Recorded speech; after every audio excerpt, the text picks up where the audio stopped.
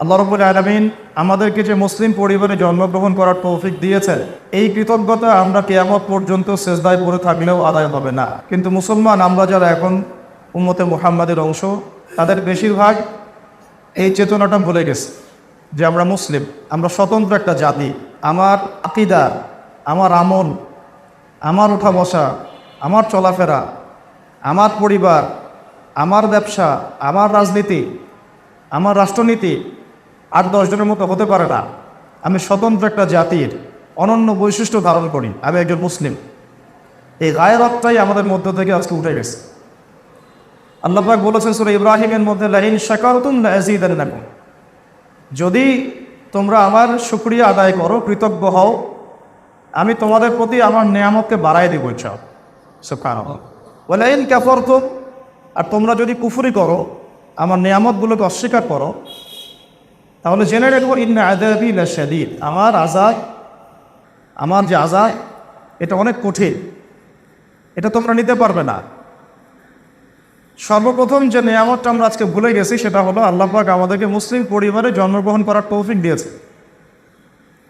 এতটুকু চেতনা যদি আমাদের থাকতো, আমাদের মধ্যে কেউ বেনামাজি থাকতে পারত না, আল্লাহকে সেজদা না করে সে দিন রাত পার করতে পারতো না, কোশ্চিনকালেও তার পরিবারের মধ্যে বেপরদামি থাকতো না,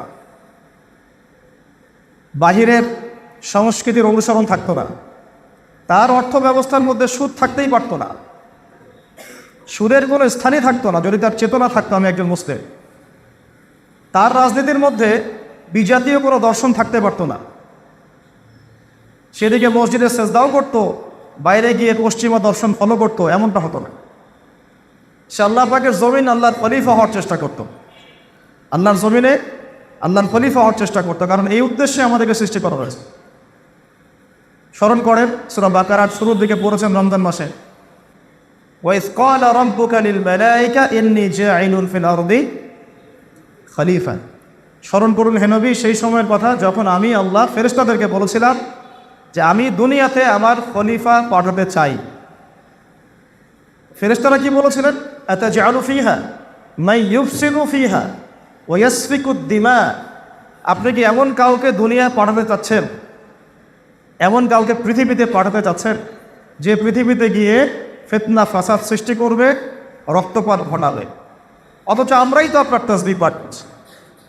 আল্লাহ পাক বললেন, ইন্নী আ'লামু মা লা তা'লামুন, আমি যা জানি তোমরা তা জানো না। এখানে সৃষ্টির উদ্দেশ্য পাচ্ছি, আমাদেরকে কেন সৃষ্টি করা হয়েছে? কে আল্লাহর খলিফা? আমাদেরকে সৃষ্টি করা হয়েছে আল্লাহর খলিফা হিসাবে। প্রত্যেক নবী আল্লাহর খলিফা ছিলেন, প্রত্যেক রাসূল আল্লাহর খলিফা ছিলেন, প্রত্যেক ইমাম আল্লাহর খলিফা ছিলেন, এমনকি আমরাও আল্লাহ পাকের খলিফা। তো খলিফার অনেক দায়িত্ব, তার মধ্যে একটা অন্যতম দায়িত্ব হচ্ছে সে দুনিয়াতে তার রবের বিধান মোতাবেক চলবে, তার পরিবার চালাবে, তার সমাজ চালাবে, তার সামর্থ্য থাকলে রাষ্ট্র চালাবে, বিশ্ব চালাবে। এটা একটা খলিফার কাজ। এই দায়িত্ব কি আদম আলাইহিস সালাম পালন করেন নাই? বেশক করেছেন। নূহ আলাইহিস সালাম পালন করেন নাই? বেশক। নবী মূসা, ঈসা, নবী ইউসুফ, সুলাইমান, দাউদ, এমনকি মুহাম্মদুর রাসূলুল্লাহ সাল্লাল্লাহু আলাইহি ওয়াসাল্লাম কি এই দায়িত্বই পালন করেন নাই? আজকে উম্মতে মুহাম্মাদের মধ্যে এই চেতনাই নাই। তো আমরা শুকরিয়া আদায় করি, আল্লাহ পাক আমাদেরকে যেন শুকরিয়া আদায় করার তৌফিক দান করেন, কৃতজ্ঞ বান্দা হওয়ার মতো হওয়ার তৌফিক দান করেন।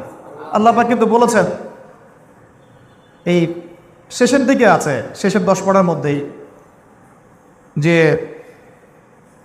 আমার ওয়া কালিলুম মিন ইবাদিয়াশ শাকুর, আমার শুকরগুজার বান্দা যারা, এদের সংখ্যা আসলে কম, নিতান্তই কম। আমরা একটা ঘটনার দিকে ফোকাস করি, তাহলে আমরা বুঝতে পারবো যে আমাদের প্রতি আল্লাহ পাকের এটা কত বড় কৃতজ্ঞতা। বেশি ওয়াজ করতে হবে না, কথা কম, আর বেশি ওয়াজ করলে মানুষ মনে রাখতে পারে না। আল্লাহ নবী সাল্লাল্লাহু আলাইহি ওয়াসাল্লামকে সবচেয়ে বেশি সাহায্য সহযোগিতা করেছেন যিনি, তার মধ্যে অন্যতম একজন হচ্ছেন চাচা আবু তালেব। কি নাম? তার বাবা ইন্তেকাল করেছেন জন্মের আগে, এতিম অবস্থায় বড় হয়েছেন। এই জন্য এতিমদের সাথে আল্লাহ পাকের সরাসরি সম্পর্ক থাকে, তাহলে তাদেরকে সবাই গ্রহণ করতে চায় না, তারা সমাজে একাকিত্ব অনুভব করে। তারা বিভিন্ন দরজা থেকে ধাক্কা খায়, পরে আল্লাহ পাক তাদেরকে রহমতের কোলে উঠায় না। আর যদি সে আল্লাহর অনুগত হয়, যদি সে আল্লাহর কি হয়, অনুগত হয়। আল্লাহ পাক নবী মুহাম্মদ সাল্লাল্লাহু আলাইহি ওয়াসাল্লামকে মনের কষ্টের সময় বলেছেন, আলাম ইয়াজিদকা ইয়াতীমান ফাআওয়া, আমি কি তোমাকে এতিম অবস্থায় পাই নাই? আমি কি তোমাকে এতিম অবস্থায় পাইনি? তারপরে কি তোমাকে আমি প্রতিপালন করিনি? ওয়াজাদাকা দাল্লান ফাহাদা ওয়াজাদাকা আইলান ফাআগনা। শেষে আল্লাহ সূরার শেষে কি বলেছেন? ফাম্মাল ইয়াতীমা ফালা তাকহার, তুমি এতিম অবস্থায় ছিলে, আমি তোমার উপর এগুলো নিয়ামত দিয়েছি, অতএব তুমি এতিমদের প্রতি আর কঠোর হয়েও না। তুমি এতিমদের প্রতি কি হয় না, কঠোর হয়েও না। ওয়াম্মা সাইলা ফালা তানহার, কেউ যদি হাত পাতে চায় হাতটাকে খালি ফিরায় দিও না। আল্লাহ নবী কারো হাত খালি ফিরাই দিয়েছেন কখনো? কোনোদিনও না। যেদিন ঘরে একটু খাবার ছিল না, স্ত্রীদের সমস্ত ঘর খুঁজে খুঁজে একটা খেজুরের টুকরা পাওয়া গেল না, তখন তিনি বলেছিলেন যে আমার একজন মেহমান আছে, কে তার মেহমানদারি করে দেবে। আমাদের নবী সাল্লাল্লাহু আলাইহি ওয়াসাল্লামের 7 জন 8 জন 9 জন স্ত্রীর ঘর খুঁজে একটা খেজুর পাওয়া গেল না। এরকম স্ত্রী আপনাদের ঘরে আছে? এই যুগে সম্ভব? সারা দুনিয়া দিয়ে দিলেও বলবে কিছুই দাও নাই, ইল্লা মাশাআল্লাহ, ইল্লা মাশাআল্লাহ, ইল্লা মাশাআল্লাহ। আমাদের নবীজিদের ঘর দেখেন কি অবস্থা। এই যুগে সম্ভব? আমাদের মেয়েদেরকে বেশি বেশি ওয়াজ করতে হবে, মেয়েদের মধ্যে দাওয়াতি কাজ বাড়াতে হবে, মেয়েদেরকে দিয়ে মেয়েদের মধ্যে দাওয়াতি কাজ করতে হবে। এদের আকীদা, এদের আমল, এদের স্বভাব, এদের আখলাক দিন দিন এত খারাপ হয়ে গেছে, প্রত্যেকটা ঘরের সাক্ষী, এক একটা ঘরের সাক্ষী। বেশি বলতে চাচ্ছি না। তবে আল্লাহ পাকের রহমতে অনেক দিনই বোন আছেন যারা দিনের পথে ফিরে আসছেন। ভিতর থেকে দিন প্রতিষ্ঠা করা নিজের মধ্যে আর দিনের বাহ্যিক লেবাস পোশাক এক জিনিস না। নবী এই ইতিম নবী সাল্লাল্লাহু আলাইহি ওয়াসাল্লামের মা ইন্তেকাল করেছেন 6 বছর বয়স, ইতিমের উপরে ইতিম। তারপরে দাদা আব্দুল মুত্তালিব তাকে লালন পালন করা শুরু করলেন, তাকে পাশে বসাতেন, বলতেন আমার এই বংশধর একদিন অনেক বড় নেতা হবে, আত্মবিশ্বাস দিতেন। তার নাম রেখেছেন মুহাম্মদ, মানে অত্যন্ত প্রশংসিত। তখন আরবের মধ্যে এই নাম কারোই ছিল না। এরপরে তার ইন্তেকাল হলো যখন নবী সাল্লাল্লাহু আলাইহি ওয়াসাল্লামের বয়স 8 বছর। এই 8 বছর বয়সের পর থেকে বলা যায় 50 বছর পর্যন্ত নবী সাল্লাল্লাহু আলাইহি ওয়াসাল্লাম চাচা আবু তালেবের তত্ত্বাবধানে ছিলেন। চাচা আবু তালেব জানতেন শিশু এতিম মুহাম্মদ সে যেন কোনো কষ্ট না পায়, এবং তিনি খুব লাজুক ছিলেন সাল্লাল্লাহু আলাইহি ওয়াসাল্লাম, চাইতেন না যেটা খাবার সামনে আসতো খেয়ে নিতেন। পারিবারিক বিষয়গুলো বুঝতে পারছেন?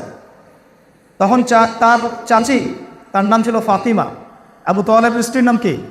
ফাতিমা। ওই নামে তিনি তার মেয়ের নাম রেখেছেন ফাতিমা রাদিয়াল্লাহু আনহা। তার চাচি এবং চাচা আলাদা করে খাবার তুলে তুলে রাখতেন। ব্যাপারটা বুঝতে পারছেন? স্পেশাল কিছু খাবার রান্না করলে আলাদা করে তুলে রাখতেন, যাতে এতিম মুহাম্মদ সে কষ্ট না পায়। তাকে আলাদা করে খাওয়াতেন, আলাদা করে আদর করতেন, আলাদা মহব্বত করতেন। আমার নানি আমার সাথে এই কাজটা করতো ছোটবেলা, আমি বলতে চাই, আলাদা করে তুলে তুলে রাখ। তো শুধু তাই না, এটা তো একটা ছোট্ট উদাহরণ দিলাম। এরপর তিনি তাকে ব্যবসা শিখিয়েছেন, ব্যবসার সফরে নিয়ে গিয়েছেন, নিজে বিয়ে দিয়েছেন। তারপরে চাচার উত্তরাধিকার তিনি পেয়েছেন। তারপরে নবী হলেন যখন, মানুষ চতুর্দিক থেকে তাকে গালিমন্দ করছে, অত্যাচার করছে, কেউ গায়ে হাত তুলছে, নাড়ি ভুঁড়ি চাপিয়ে দিচ্ছে, কেউ অর্থনৈতিক বয়কট করছে, কেউ সামাজিকভাবে বয়কট করছে। এমন কোনো নির্যাতনের সুরত নাই যেটা আল্লাহ নবী সাল্লাল্লাহু আলাইহি ওয়াসাল্লামকে মানে ফেস করতে হয় না, এমন কোনো সুরতই নাই। শারীরিক, মানসিক, আত্মিক, অর্থনৈতিক, সামাজিক, রাজনৈতিক সব ধরনের নির্যাতন তাকে সহ্য করতে হয়েছে। এই সময় একজন ব্যক্তি পাহাড়ের মতো তার সামনে দাঁড়িয়ে আছেন তাকে প্রোটেক্ট করার জন্য, তার নাম চাচা আবু তালেব। কি নাম? আমরা এটা করতে পেরেছি? আমরা এটা করতে পেরেছি? আমি আপনাদেরকে আমাদের নবীর প্রতি মুহাব্বতের নিদর্শন দেখাচ্ছি একটা। দেখ আমরা কি পরিমাণে মহব্বত করি। আমরা নবীর সুন্নত নিয়ে মাশাআল্লাহ খুব সোচ্চার। দাড়ির সুন্নত, নামাজের সুন্নত, আমিন জোরে আসতে, হাত উঠাবো উঠাবো না, ইত্যাদি ইত্যাদি। আমরা নামাজে তার সুন্নতের জন্য সোচ্চার। ওই নামাজের ওযুটা যে বদনা দিয়ে করে আসছি, ওই বদনাটা একটা কাদিয়ানীদের কোম্পানি। এই হলো আমাদের নবী প্রেমের নমুনা।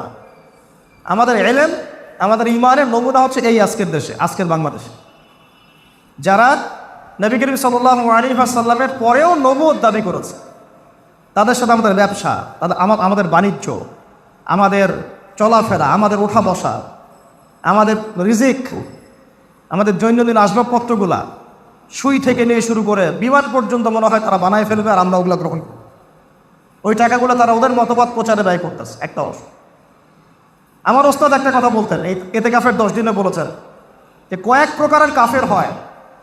একটা হচ্ছে আবু জেহেল মার্কা কাফের, যে সত্য চিনেছে মানি না, নাউজুবিল্লাহ, ওকে চিনে নাই সত্য, সে নবীকে চিনে নাই, চিনেছেন। আবু জেহেল কি নবুয়ত দাবি করেছিল? কুফরি করেছে। কি করেছে? কুফরি করেছে।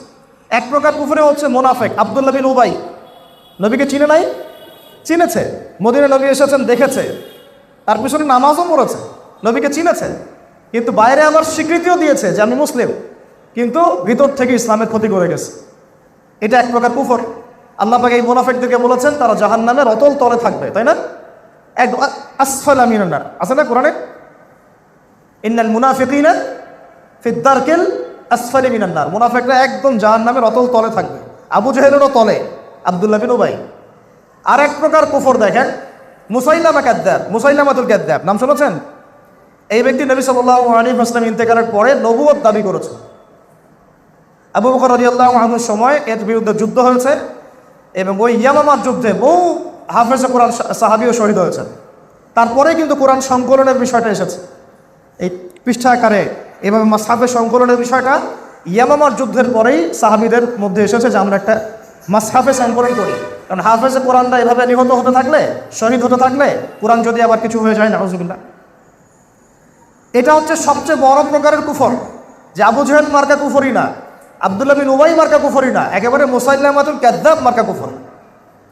ওদের ওই বদনা দিয়ে ওযু করে এসে আমরা নামাজ পড়ি, আমাদের ইমানের হালত, আমাদের দিনের বুঝ আজকে এই পর্যায়ে আছে।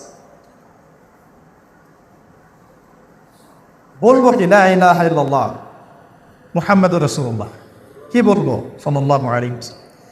তো চাচা আবু তালেব এইভাবে তাকে রক্ষা করার পরেও শেষমেশ কি হয়েছে শুনেন। চাচা আবু তালেব মৃত্যু সজ্জায় নবী সাল্লাল্লাহু আলাইহি ওয়াসাল্লাম বারবার তাগাদা দিচ্ছেন, চাচা খালি একটা বার বলেন যে আশহাদু আল্লা ইলাহা ইল্লাল্লাহ ওয়া আশহাদু আন্না মুহাম্মাদান আবদুহু ওয়া রাসূলুহু, আপনার জন্য আমি মুহাম্মদ, আমি আল্লাহর নবী, আল্লাহর কাছে কান্নাকাটি করে হোক, সেজদায় করে হোক, যেভাবে হোক আপনাকে ইনশাআল্লাহ আমি জান্নাতে নেব। খালি একটা বার কি করেন, একটা বার বলেন। চারপাশে আবু জেহেল, আবু লাহাব, উতবা, সায়বা সবাই, তুমি কি আব্দুল মুত্তালিবের দিন ছেড়ে দিবা? এতদিন আব্দুল মুত্তালিবের দিনের উপর আছো, আজকে ছেড়ে দিবা? শেষমেশ চাচা আবু তালেব আব্দুল মুত্তালিব তার দিনের উপরেই ইন্তেকাল করলেন। নাউজুবিল্লাহ। নবী করিম সাল্লাল্লাহু আলাইহি ওয়াসাল্লামকে সাহাবীরা জিজ্ঞাসা করলেন, এত সাপোর্ট আপনাকে করেছেন চাচা আবু তালেব, এত সহযোগিতা, এত সহযোগিতা আমাদের কল্পনার বাইরে, আমাদের চিন্তারই বাইরে। যারা সিরাত পড়ে নাই, সিরাতুন নবী সাল্লাল্লাহু আলাইহি ওয়াসাল্লাম জীবনে একদিনও পড়ে নাই, তারা বুঝতে পারবে না। যারা বাসায় একটাবার অন্তত সিরাতের কিতাব পড়েছেন, রাহিকুল মাখতুম হোক, রাহমাতুল লিল আলামিন হোক, যে কোনো সিরাতের কিতাব, তারা বুঝবেন আবু তালেবের কী ভূমিকা ছিল। আমার তো মনে হয় পুরো মুসলিম বিশ্বের এখন সেই ভূমিকা নেয়, একা চাচা আবু তালেবের যে ভূমিকা ছিল। শেষমেশ তিনি কালিমা পড়তে পারলেন না। সাহাবীরা প্রশ্ন করেন, নবীজি বলছেন, আমার কারণেই আমার চাচাকে জাহান্নামের উঁচু একটা জায়গায় রাখা হবে, যেখানে তার পায়ের, এই যে আমরা নলা বলি, এই পর্যন্ত আগুনে পুড়তে থাকবে, নাউজুবিল্লাহ, এবং আগুনের একটা জুতা পরিয়ে দেওয়া হবে, এতেই তার মাথার মগজ টকবক করে ফুটতে থাকবে, নাউজুবিল্লাহ, লা হাওলা ওয়ালা কুওয়াতা ইল্লা বিল্লাহিল আলিয়্যিল আযীম। এখন কি ভাই আপনারা একটু বুঝতে পারছেন, চিন্তা করছেন? একবার কি ভেবে দেখবেন যে আল্লাহ পাক যে আমাকে মুসলিম পরিবারে জন্ম দিয়েছেন, আল্লাহ পাক কি আমার কাছ থেকে পারমিশন নিয়েছিলেন? আমাকে জিজ্ঞাসা করেছিলেন? আপনার কাছ থেকে অনুমতি নিয়েছেন? আপনাকে জিজ্ঞাসা করেছেন? এখনও কি কৃতজ্ঞ হবেন যে আল্লাহ রাব্বুল আলামিন এত রহম করে আপনাকে মুসলিম বানিয়েছেন?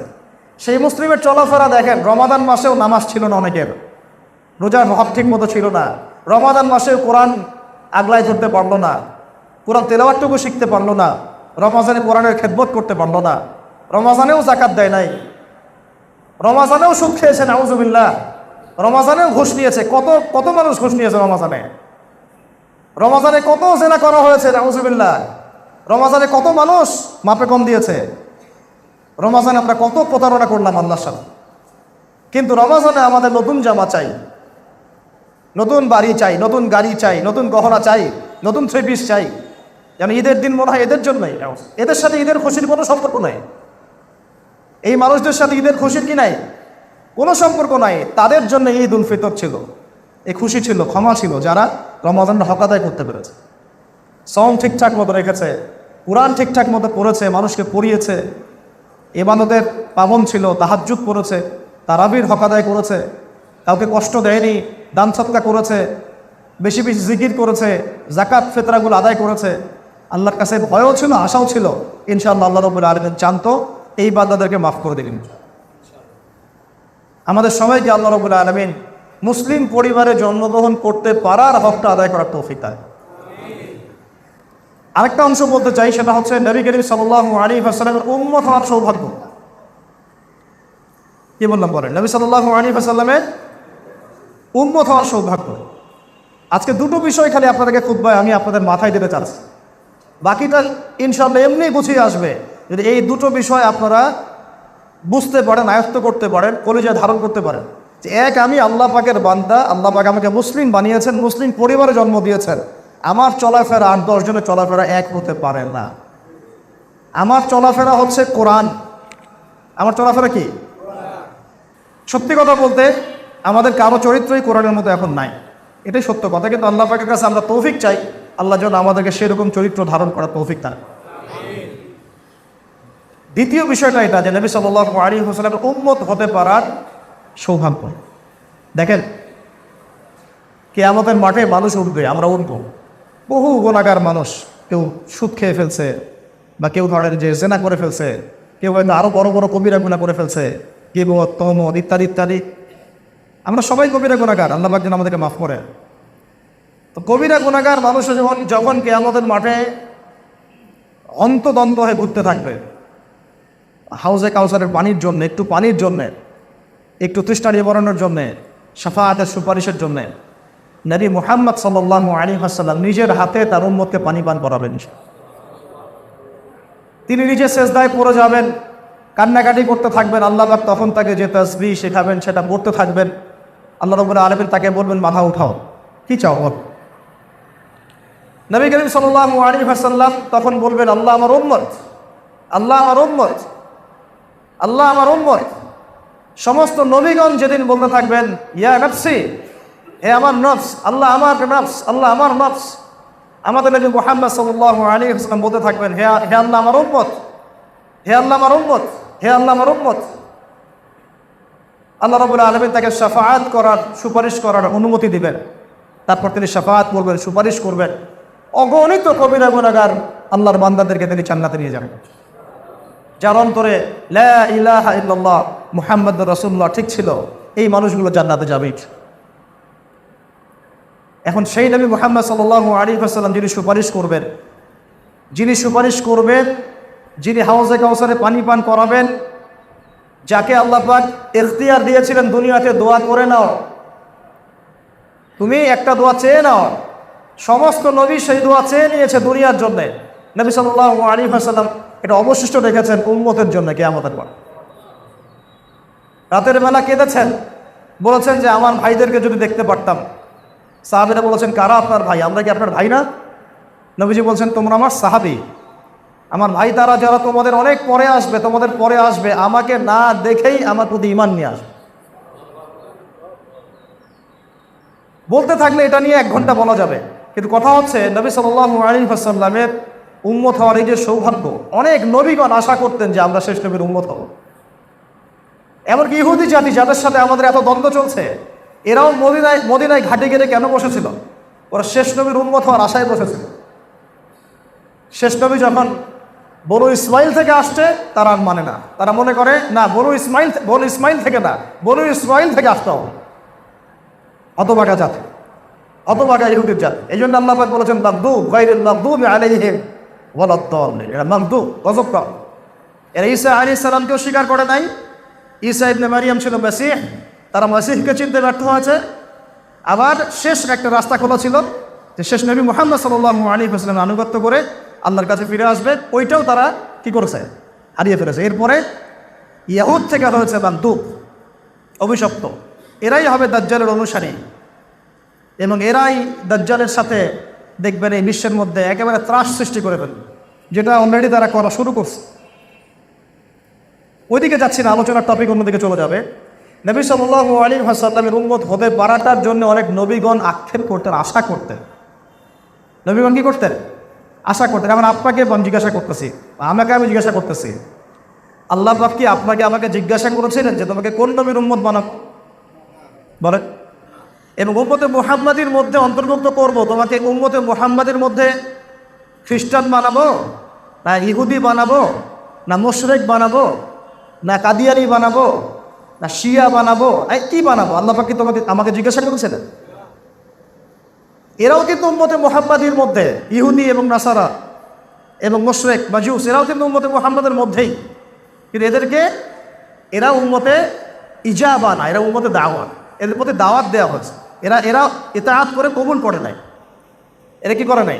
দুই ভাগে ভাগ করা যায়, উম্মতে মুহাম্মাদিকে দুই ভাগে ভাগ করা যায়। একটা হচ্ছে আনুগত্য যারা করেছে, ইসলাম কবুল করেছে, এরা মুসলিম। আর এই পুরো মানব জাতি যারা আছে পুরো বিশ্বে, মানুষ এবং জিন, সবার প্রতি কি মুহাম্মদ সাল্লাল্লাহু আলাইহি ওয়াসাল্লাম নবী নন? সবার নবীকে? একজন বুদ্ধিস্ট তার নবীকে শেষ নবী এমন বলেন? যে একজন খ্রিস্টান তার নবীকে, একজন ইহুদি তার নবীকে এখন ওরা মানে না। কি করে না? মানে না। কাফাতান লিন-নাস বাশীরা ওয়া নাযীরা, পুরো মানব জাতির জন্য তিনি নবী। এই যে কোরআন, এটা কি আমাদের কিতাব শুধু? বলেন। পুরো মানব জাতির হেদায়েতের জন্য এই কিতাব। এখন কেউ মানে, কেউ মানে না।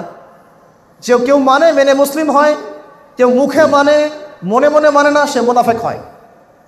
কেউ মানে, সে পরিপূর্ণ মানে, সে কি হয়? মুসলিম হয়। কেউ মুখে মানে মনে মনে মানে না, সে কি হয়? মুনাফিক হয়। আর কেউ একেবারে অস্বীকার করে, সে কি হয়? কাফের হয়। আবার কেউ মুখে মানে মনেও মানে কিন্তু কাজ করতে গিয়ে কবিরা গুনাহ করতে থাকে, তখন সে ফাসিক হয়ে যায় বা জালেম হয়ে যায়। বুঝতে পারলাম কি? বুঝতে পারি না মনে হয়। তো এখন আমাদের নবী সাল্লাল্লাহু আলাইহি ওয়াসাল্লাম উম্মত হতে পারাটা কি সৌভাগ্যবান ব্যাপার মনে হয় কি না? সৌভাগ্যের বিষয় মনে হয় কি না? এখন আমি যদি প্রশ্ন করি, তাহলে এখনও আপনার চেহারায় দাড়ি কেন নাই? আপনি উম্মতে মুহাম্মাদির অন্তর্ভুক্ত একজন মানুষ। আপনি আব্রাহাম লিঙ্কনের অনুসারী না, আপনি কার্ল মার্ক্সের উম্মত না, আপনি লেনিনের উম্মত না, স্টেলিনের উম্মত না, আরও অনেকের নামই তো আছে, আপনারা তো জানেন এইগুলো। আপনি কার উম্মত? উম্মত মানে কি? নবী সাল্লাল্লাহু আলাইহি ওয়াসাল্লাম কি আসলে? উনি কে? উনি ইমাম। উনি কি? ইমাম। আমরা আনুগত্য করব। উনি নেতা গাইড দিবেন, আমরা সেভাবে চলবো। উনি আধ্যাত্মিক রাহবার, তিনি যেদিকে নিয়ে যাবেন আমরা সেদিকে যাব। উনি সুপারিশ করবেন, আমরা তার আনুগত্য করব। উনি ডানে বলতে গেলে ডানে যাব, বামে বলতে গেলে বামে যাব। থুতু যদি উনি ফেলেন, সেটা গায়ে মেখে নিন। সাহাবীরা মাখেন নাই? ওযু করেছেন, পানি অবশিষ্ট ছিল, সেই অবশিষ্ট পানি খান নাই, গায়েটা মাখেন নাই? ঘামছেন, ঘাম মুছতেছেন এইভাবে, সাহাবীরা এটাকে সংগ্রহ করেন নাই? এই হচ্ছে ইমাম। এই যে নেতা, এই যে ইমাম, নেতা, নবী, অনুসারী বলতে কি বোঝায়? আমরা যে ইতাআত করবো, আমরা যে তার সুন্নত অনুসরণ করবো, আসলে কিভাবে অনুসরণ করবো? এইভাবে ঘাম মুছে ফেললে তুলে নিতে হবে, থুতু কফ ফেলেছেন উঠাই নিতে হবে। ওযু করে পানি রেখে দিয়েছেন, ওই পানি নিজে সংগ্রহ করার জন্য কারাকারি করতেন সাহাবীরা। দৃশ্যগুলো কি চিন্তা করতে পারেন? দৃশ্যগুলো একটু চিন্তা করেন। অনুসারী কাকে বলে? তাহলে এখন আমাদের ব্যক্তি জীবন থেকে আসি। আমার বডির মধ্যে নবীর পোশাক নাই কেন? ওই পোশাকে নামাজ হবে কি হবে না সেটা আলাদা মাসআলা। আমার শরীরে নবীর মতো তাকওয়ার পোশাক নাই কেন? আমি তো তার উম্মত। তারও আগে কথা হচ্ছে, আমি তারপরেও অন্য মানুষকে নবী হিসেবে কিভাবে মানতে পারি? আমি তারপরেও আল্লাহ পাক যখন তাকে শেষ নবী করে পাঠিয়েছেন, তারপরেও আমি অন্য কাউকে নবী হিসেবে কেমনে মানতে পারি? কিভাবে যে মানতেছে তার সাথে আমার চলাফেরা থাকতে পারে? কিভাবে যে মানতেছে ওর সাথে আমার ওঠা বসা হতে পারে? ওর সাথে আমার রিজিকের ব্যবসা লেনদেন কীভাবে হতে পারে? আমি কেমন করে তার পণ্য ব্যবহার করতে পারি? যদি গায়রত থাকে, ব্যক্তিত্ব থাকে এবং নবীর প্রতি সত্যিকারের মহব্বত থাকে, কিভাবে তাকে কেউ গালি দিচ্ছে আমি তার পক্ষপাতিত্ব করতে পারি? কিভাবে তাকে নিয়ে মানুষ ব্লগে লিখছে আমি তার পক্ষপাতিত্ব করতে পারি? কিভাবে আমি তার বিরুদ্ধচারীদের সঙ্গ দিতে পারি? তারপরে আসবে এই কথাগুলো। আমার শরীরটা কেন এখন তার মতো হলো না? আমার বয়স 20, 25, 30, 40, 50 হয়ে গেল, এখন পর্যন্ত আমার বুঝ আসলো না যে আমি কারোর মত কাকে ফলো করতে হবে? তাহলে কেন দাড়ি নাই? কেন আমাদের মাথায় সবার টুপি নাই, পাগড়ি নাই? কেন আমাদের জুব্বাগুলো ঠিক হচ্ছে না বা পোশাক ঠিক হচ্ছে না? টাকনুর নিচে কীভাবে কাপড় পরতে পারি? টাকনুর নিচে পড়লেই জাহান্নামে যেতে হবে। সত্যি কথা বলছি এটা, যে কেউ যদি দাড়ি এক মুষ্টি রাখে, রেখে এভাবে ছেটে ফেলে, অনেক সাহাবীর আমল আছে এর উপরে, জায়েজ, ঠিক আছে। আবার ঘরে কোন একজন ব্যক্তি দাড়ি হালকা হালকা রেখেছে, পুরোপুরি ছেড়ে দেয় নাই, এর কারণে সে জাহান্নামে যাবে সরাসরি, এমন কোনো কথা নাই। আমি কিন্তু কাটতে উৎসাহিত করলাম না, কথা উল্টা দিকে নেবেন না। বাঙালিদেরকে ওয়াজ করা মুশকিল বিষয়। কথা বলবেন একটা, নিবে আরেকটি। আমি কিন্তু দাড়ি আপনাকে কাটতে বলি নাই, বলেছি মনে করেন কেউ আমাদের মতো ছেড়ে দেয় নাই, হ্যাঁ, এই ভাইদের মতো রেখেছে, কথার কথা এক্সাম্পল দিচ্ছি, এর কারণে সে সরাসরি জাহান্নামে যাবে বা আগুনে জ্বলবে এমনটা হাদিসে পাওয়া যায় নাই। যদি পান আমাকে জানায়। কিন্তু টাকনুর নিচে কাপড় পরলে ওই অংশটুকু জাহান্নামে যাবে, এটা হাদিস আছে। কথা বুঝতে পারলাম? তাহলে আমাদের পোশাক থেকে শুরু করতে হবে, আমার আকীদা থেকে শুরু করতে হবে। এখন আমার ঘুম, আমার খাওয়া, ঘুম কয়জনের নবীর মতো আছে বলেন? আমরা রাতকে দিন বানাইছি, দিনকে রাত বানাইছি। খাওয়া দাওয়া কয়জনের নবীর মতো আছে বলেন? খাবার সামনে আসলে 7 পেট করে খাই আমরা। নবীজি বলছেন 1 পেট খাও, পেটের 1 ভাগ খাও, 1 ভাগ পানি পান করো, 1 ভাগ শ্বাস প্রশ্বাসের জন্য খালি রেখে দাও। এই যে রমজানে রোজা রেখেছি, অল্প খেয়ে আমরা থাকতে পারি নাই, কোনো সমস্যায় মরে গেছে, অসুস্থ হয়ে গেছে, বরং আরও সুস্থ হয়ে গেছে। রমজানের আগে কোলেস্টেরল ছিল দেখা গেল 300, রমজানের পরে দেখবেন কোলেস্টেরল হয়ে গেছে 150। এমন হয় নাই? ব্লাড প্রেশার ঠিক হয়ে গেছে, ডায়াবেটিস ঠিক হয়ে গেছে, তাই না? রমজান রোজা রেখে মানুষ সুস্থ হয়ে গেছে, আলহামদুলিল্লাহ। এর মধ্যে শেফা আছে।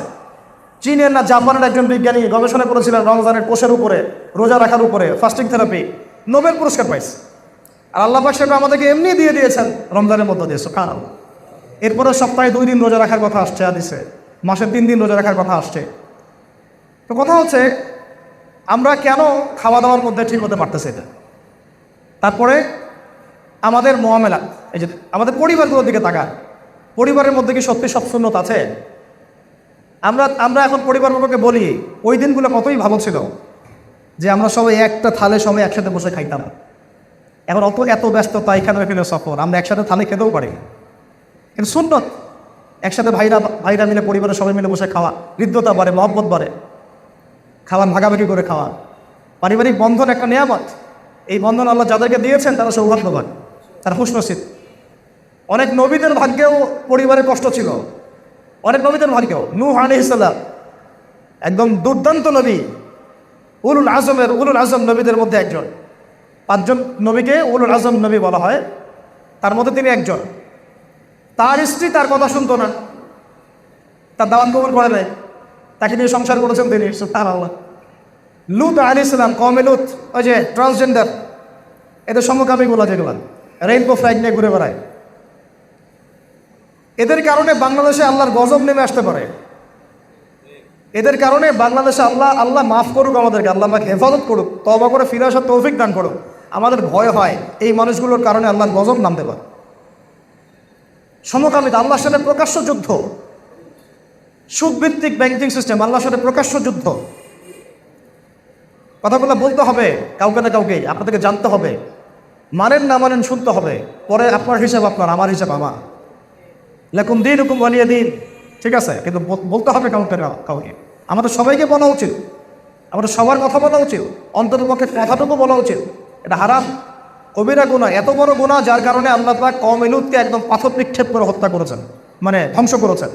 একবারে জমিন থেকে আসমানে উঠাইছেন, উঠায় পাথর নিক্ষেপ করে সবগুলোকে থেতলা করে উল্টা দিকে দাফন করে দিয়েছে। জর্ডানের ডেড সি এর জাজল্যমান দৃষ্টান্ত হয়ে আছে এখন, ওই জায়গায় ঘটনা ঘটেছে। এই কওমের নাম সাদুম গোত্র ছিল। এই লূত আলাইহিস সালামের স্ত্রী তার অনুগত ছিল না। পারিবারিক বন্ধন অনেক বড় নিয়ামত। নবী সাল্লাল্লাহু আলাইহি ওয়াসাল্লাম অনেক চাচা তার অনুগত ছিল না। আবু জাহেল কি তার চাচা না? আবু লাহাব তার চাচা না? কথা শুনে না। তো আমাদের পারিবারিক বন্ডিংগুলো ঠিক করার জন্য এইগুলো একগুলো সুন্নতি পদক্ষেপ। একসাথে খাওয়া, একসাথে কথা বলা, মাশওয়ারা করা, হ্যাঁ, মতামত ব্যক্ত করা, বিনিময় করা, চেষ্টা চালিয়ে যাওয়া, কারণ আল্লাহ পাক বলেছেন লা ইউকাল্লিফুল্লাহু নাফসান ইল্লা উসআহা। আল্লাহ পাক সাধ্যের অতিরিক্ত কাউকে দায়িত্ব দেন না। আমরা চেষ্টা চালিয়ে যাবো আমাদের জায়গা থেকে, এরপরেও যদি কেউ না শোনে তাহলে আম হাসিবতুম আন্না আসহাবাল কাহফি ওয়ার রাকিম কানু মিন আয়াতিনা আজাবা, আসহাবুল কাহফ হতে হবে। সূরা কাহফের এই ঘটনাটা পড়লে বুঝতে পারবেন তারা সোশ্যালি, পারিবারিকভাবে, সামাজিকভাবে, রাষ্ট্রীয়ভাবে একঘর হয়ে পড়ছে। অল্প কয়েকটা যুবক সবাই একদিকে চলে, 7জন 9জন উল্টা দিকে চলে, আল্লাহর দিকে চলে, তাওহীদের দিকে চলে। শেষে তারা বেচারা আর এই সমাজে থাকতে পারলো না, সেখান থেকে চলে গিয়ে গুহায় থাকা শুরু করলো, গুহার মধ্যে গিয়ে থাকা শুরু করলো, আলাদা হয়ে গেল আর কি। ওখানেই ঘুম পাড়িয়ে দিলেন আল্লাহ পাক, 309 বছর পর ঘুম থেকে উঠাইছেন। ঘটনাটা পড়ে দেখেন, আসহাবুল কাহফের ঘটনার মধ্যে অনেক শিক্ষা আছে। তো এই পরিবার ঠিক করতে হলে সুন্নত লাগবে। এবং কতজনের পরিবারে দেখেন সুন্নত আছে, পর্দা আছে, মিসওয়াক কয়জনের বাসায় আছে, মিসওয়াক। ওয়াশরুমে যাওয়ার সুন্নত কতজনের ঠিক আছে, ওযু সুন্নত মোতাবেক কতজন করতে পারে, নামাজের সুন্নত কয়জনের ঠিক আছে, এগুলো জানতে হবে না, পড়তে হবে না? ফিকহের বইগুলো পড়তে হবে তো, কোন আমলের কী কী সুন্নত আছে, জাকাতের সুন্নত কি, ফরজগুলো কি কি, সলাতের ফরজ কি, সলাতের সুন্নত কি, মোস্তাহাব কি। আমি যে ব্যবসা করতে যাব, ব্যবসার কি সুন্নত আছে, এখানে কি ফরজ আছে, কি করতে পারবো কি করতে পারবো না, কিভাবে করলে নবী সুন্নত মোতাবেক হবে। এমনকি আমি সমাজের নেতা হয়েছি, কিভাবে সমাজটা চালালে পরে সুন্নত মোতাবেক হবে, মানুষের আমি দোয়া পাবো, আল্লাহ রহমত পাবো, জানতে হবে না? আল্লাহ পাক আমাকে রাষ্ট্র ক্ষমতা দিয়েছেন, কিভাবে চালালে জনগণ সুখে থাকবে, নবীর সুন্নত মোতাবেক হবে, আল্লাহ খুশি হবেন, নবীও খুশি হবেন, পরকালে আমি জান্নাতে যাব, জনগণও ভালো থাকবে। জানার দরকার নাই না? এগুলো শিখতে হবে আমাদেরকে পশ্চিমাদের থেকে, আব্রাহাম লিঙ্কন থেকে, লেনিন স্ট্যালিন থেকে শিখতে হবে নাকি? আমাদের তো কোনো নেতা নাই না, নাউজুবিল্লাহ। আমাদেরকে আল্লাহ পাক কোনো নেতা দেন নাই, কোনো নবী দেন নাই। আমরা সত্যি কথা বলতে আমার কনক্লুশন হচ্ছে এটা যে আমরা নবী মুহাম্মদ সাল্লাল্লাহু আলাইহি ওয়াসাল্লাম উম্মত যে হয়েছি, এর মর্মটাই আমরা বুঝতে পারি, এর মর্মই বুঝতে পারি। তার একটা সুন্নতের উপর সারা জীবন গবেষণা করতেছে ইহুদিরা বসে বসে, খ্রিস্টানরা গবেষণা করতেছে, বৌদ্ধরা গবেষণা করতেছে। নবী সাল্লাল্লাহু আলাইহি ওয়াসাল্লাম বলেছেন এশার নামাজের পর ঘুমিয়ে যাও। কেন বললেন? এর মধ্যে ফিজিক্যাল কি উপকারিতা আছে দেখে গবেষণা করে বের হলো যে রাত 10টা থেকে 1টা পর্যন্ত বা 2টা পর্যন্ত যারা ঘুমায় তাদের ফিজিক্যাল যে স্ট্রাকচার, কন্ডিশন, সুস্থতা, বার্ধক্যে গিয়েও তারা স্ট্রং থাকে। বার্ধক্যে কী থাকে? স্ট্রং থাকে। এবং ওই 3 ঘন্টার ঘুম 9 ঘন্টার সমান, 8 ঘন্টার সমান। আর সারাদিন যদি 8 ঘন্টাও আপনি ঘুমান, ওই 3 ঘন্টার ঘুমের সমান হবে। এটা হয়েছে না? এখন বুঝতে পারতেছে না? ফিজিক্যালি শারীরিক পরিশ্রম করতে বলেছেন তিনি। আমরা আয়েসি হয়ে গেছি, নিজের কাজ নিজে করতেন, নিজে জুতার ফিতা নিজে সেলাই করতেছিলেন একদিন বসে বসে। না, সুবহানাল্লাহ, সুবহানাল্লাহ। একদিন নিজে জুতার ফিতা ছিঁড়ে গেছে, ওটা নিজে সেলাই করতেছেন বাসায় বসে বসে। কে কে কে সেলাই করতেছে? জীবনে করেছি একটা কখনো। এটাকে আমরা অপমানের কাজ মনে করি, অপমানের কাজ মনে করি। স্ত্রী রান্না করতেছেন, তিনি তরকারি কেটে দিয়েছেন, সাহায্য করেছেন। চিন্তা করা যায়, এগুলো ভাবাও যায় এই যুগে এখন। সুন্নত শুধুমাত্র এই চেহারায়, দাড়িতে, পোশাকে না। আমি এক কথায় শেষ করে দেই, একেবারে আমার আকীদা থেকে শুরু করে আমার আমল, আমার নামাজ, আমার রোজা, আমার যাকাত, আমার ব্যবসা, আমার বাণিজ্য, এমনকি আমার অর্থনীতি, রাজনীতি পর্যন্ত যে নবীর সুন্নত মাফিক আমরা ঢেলে সাজাতে পারি, তাহলেই নবীর উম্মত হওয়ার কৃতজ্ঞতা স্বীকার করা হবে, হাকিকি অর্থ স্বীকার করা হবে। না হলে শুধু মুখে দাবি করা হবে, বাস্তবে এটার প্রতিফলন ঘটবে না। আর মুখে স্বীকার করে যদি আমল না করি, আল্লাহ পাকের জন্য আমাদেরকে আযাবও দিতে পারেন। আল্লাহ রাব্বুল আলামিন আমাদের সবাইকে মুসলিম পরিবারে জন্মগ্রহণ করতে পেরেছি এই শুকরিয়াটুকু আদায় করার তৌফিক দান। চলতে ফিরতে বেশি বেশি পড়তে থাকবেন আলহামদুলিল্লাহ, আলী পড়তে আলহামদুলিল্লাহ। আল্লামা তাফি উসমানী দামাত বারাকাতুহু, তার একটা মোজাকারা আছে আমাদের সামনে। বসে থাকতেন, এমনি এমনি অনেকক্ষণ বলতে থাকতেন আলহামদুলিল্লাহ, আলহামদুলিল্লাহ, আলহামদুলিল্লাহ। জিজ্ঞাসা করা হতো যে ওস্তাদ কী হলো, কী জন্য আলহামদুলিল্লাহ বলতেছে? উনি বলতে সারাদিন আল্লাহ আমাকে কত নেয়ামত ভোগ করলাম, তখন তো আলহামদুলিল্লাহ বলার কথা মনে ছিল না, এখন কাজা আদায় করতেছে। ওই যে ঘুমানোর সময় 33 বার সুবহানাল্লাহ, 33 বার আলহামদুলিল্লাহ, 34 বার আল্লাহু আকবার আছে না? কেন আছে এগুলা? ওটা ফিল করে করে পড়া, যে সারাদিন অনেক নিয়ামত আমি ভোগ করেছি, সুবহানাল্লাহ বলার আগে সময় পাইনি, হয়তো মনে ছিল না, আলহামদুলিল্লাহ পড়ার সময় পাইনি, মনে ছিল না, ওটা কাজ আদায় করতেছে না। ঠিক আছে? তো আল্লাহ পাক আমাদেরকে মুসলিম পরিবারে জন্মগ্রহণ করতে পারার এই কৃতজ্ঞতা আদায় করা তৌফিক দান করেন, আমিন। এবং একজন প্রকৃত মুসলমানের জন্য যা যা করণীয় এগুলো করার তৌফিক দান করেন। সহজ কথায় এক কথা, কোরআনে যা আছে মানবো, মানতে আমি বাধ্য। হাদিসে যা আছে মানবো, মানতে আমি বাধ্য। আল্লাহ পাক কোরআনে যা নিষেধ করেছেন আমি ছেড়ে দিব, ছাড়তে আমি বাধ্য। হাদিসে নবী যা নিষেধ করেছেন এক কথায় ছেড়ে দেব, কোনো প্রশ্ন করতে যাব না, কারণ এটা ছাড়তে আমি বাধ্য। বাস খালাস, সামি'না ওয়া আতা'না, শুনলাম মানলাম, শুনলাম মানলাম। এই ঈমান, এই বিশ্বাস নিয়ে যদি অল্প আমলও কেউ করে জান্নাতে চলে যাবে ইনশাআল্লাহ। মানুষ বেশি বেশি ইবাদত করে জান্নাতে যেতে পারবে না। বেশি বেশি ইবাদত, অনেক বেশি ইবাদত, এগুলো জান্নাতে যাওয়ার মানদণ্ড কিন্তু না। মানদণ্ডটা কি জানেন? আল্লাহর রহমত এবং আমাদের সামি'না ওয়া আতা'না, শুনলাম মানলাম, আনুগত্য। এর উপর দিয়ে তাকওয়া অর্জিত হয় এবং এই তাকওয়াই আল্লাহ পাকের কাছে কবুলিয়াত এবং মর্যাদার একমাত্র মানদণ্ড। আল্লাহ পাক আমাদের সবাইকে পরিপূর্ণ মুসলমান হওয়ার তৌফিক দান করেন। উদখুলু ফিস-সিলমি কাফা, ইসলামে পরিপূর্ণরূপে প্রবেশ করো, এই আয়াতের হক আদায় করার তৌফিক দান করেন। আল্লাহ পাক বলেছে আলী ইমরানের 102 নম্বর আয়াতে, ইত্তাকুল্লাহ, আল্লাহকে ভয় করো। ইত্তাকুল্লাহ হাক্কা তুকাতিহ, ভয় করার মতো ভয় করো। ওয়ালা তামুতুন্না ইল্লা ওয়া আনতুম মুসলিমুন, পরিপূর্ণ মুসলমান না হয়ে মৃত্যুবরণ করো না। তো এই কথার উপরে যদি আমরা ইস্তেকামা থাকতে পারি, আল্লাহ পাক আমাদেরকে তৌফিক দান করেন, তাহলে ইনশাআল্লাহ পরিপূর্ণ মুসলমান হতে পারবো। চাও কোরআনে আল্লাহ পাক যা দিয়েছেন মানবো, যা ছাড়তে বলেছেন ছাড়বো। হাদিসে আল্লাহ নবী যা করতে বলেছেন করবো, যা ছাড়তে বলেছেন ছাড়বো। খালাসছেন সামি'না ওয়া আতা'না। এটাই ওই হাদিসের একটা ব্যাখ্যা। নবীজি বলেছেন বিদায় হাউসের ভাষণে, তারাকতু ফিকুম আমরাইন, আমি তোমাদের মাঝে দুইটা বস্তু ছেড়ে চলে গেলাম। লান তাদিল্লু, কথাটার ওজন অনেক বেশি। লান তাদিল্লু, তোমরা কোনোদিনও পথভ্রষ্ট হবে না, তোমরা কোনোদিনও পথভ্রষ্ট হবে না। মা তামাসসাকতুম বিহিমা, যতক্ষণ এই দুইটাকে একদম এইভাবে আঁকড়ে ধরে থাকবে। তামাসসাকা মানে একেবারে শক্ত করে ধরে থাকা। জিহাদের মাঠে সাহাবীরা অনেক সময় বলতেন তামাসসাকু তামাসসাকু, একেবারে শক্ত থাকো, শক্ত থাকো, শত্রুরা আসতেছে, শক্ত থাকো, নড়ো না, চলো না। কথা বুঝতে পারতেছেন? এটা ওই রকম একটা শব্দ। লান তাদিল্লু মা তামাসসাকতুম বিহিমা, তোমরা এর উপর যতক্ষণ একদম শক্ত থাকবা কোনোদিন পথভ্রষ্ট হবে না ইনশাআল্লাহ। ওই দুইটা কি? কিতাবুল্লাহ, আল্লাহ পাকের কিতাব। রমজানে নাজিল হয়েছিল, আমরা অনেকে হয়তো হক আদায় করতে পারিনি, আল্লাহ পাক সারা বছর করার তৌফিক দান করে না। আল্লাহ পাক আমাদের সবাইকে আগামী রমজান পর্যন্ত বাঁচিয়ে রাখেন, আগামী রমজানেও এইভাবে আমাদেরকে আমল করার তৌফিক দান করেন এবং কোরআনের হকটা যেন আদায় করতে পারি সেই তৌফিক আল্লাহ পাক দান করেন। এবং নবী সাল্লাল্লাহু আলাইহি ওয়াসাল্লামের সুন্নত আমাদের জীবনের প্রত্যেকটা ক্ষেত্রে বাস্তবায়ন করার তৌফিক দান করেন। আমরা যে নবী সাল্লাল্লাহু আলাইহি ওয়াসাল্লামের উম্মত হতে পেরেছি, এই কৃতজ্ঞতাটা আল্লাহ পাক আদায় করার তৌফিক আমাদেরকে দান করেন। নবীর সুন্নত মাফিক জীবন গড়বো ইনশাআল্লাহ, নামাজ গড়ব, পরিবার গড়ব, সমাজ গড়ার চেষ্টা করব, রাষ্ট্র এবং বিশ্ব গড়ার চেষ্টা করব। যদিও বা এই পুরো বিশ্বের মানে যে ক্ষমতা, অথরিটি, এখন এগুলো চলে গেছে পশ্চিমাদের হাতে। তো এখানে দুটো রাস্তা, দাওয়াতের মধ্য দিয়ে ইসলাম এবং সংশোধনের চেষ্টা করতে থাকা এবং ক্ষেত্র বিশেষে যদি প্রয়োজন হয় এই কুফফারদের সাথে, আল্লাহ দ্রোহীদের সাথে, যারা ইসলামের সাথে যুদ্ধ ঘোষণা করেছে, ওদের সাথে আমাদেরও যুদ্ধ ঘোষণা করা। এই দুটো যখন সমন্বয় হবে ইনশাআল্লাহ আল্লাহ পাকের জমিনে আল্লাহর ওই যে খেলাফতের দায়িত্ব, এটা আমাদের হাতে আবার চলে আসবে ইনশাআল্লাহ। এবং আস্তে আস্তে ওই দিকেই বিশ্ব হাঁটতেছে এবং দেখবেন ইনশাআল্লাহ অচিরেই আল্লাহ পাকের এই পুরো জমিনে আল্লাহ পাকের খেলাফা দিন কায়েম হবেই হবে। আমাদের পরিবর্তনটা হোক আগে ব্যক্তি জীবন থেকে, আকীদা থেকে, আমল থেকে, ব্যবসা থেকে, পরিবার থেকে। আল্লাহ চান তো আমাদেরকে বড় ক্ষমতা আল্লাহ পাক দিবেন ইনশাআল্লাহ।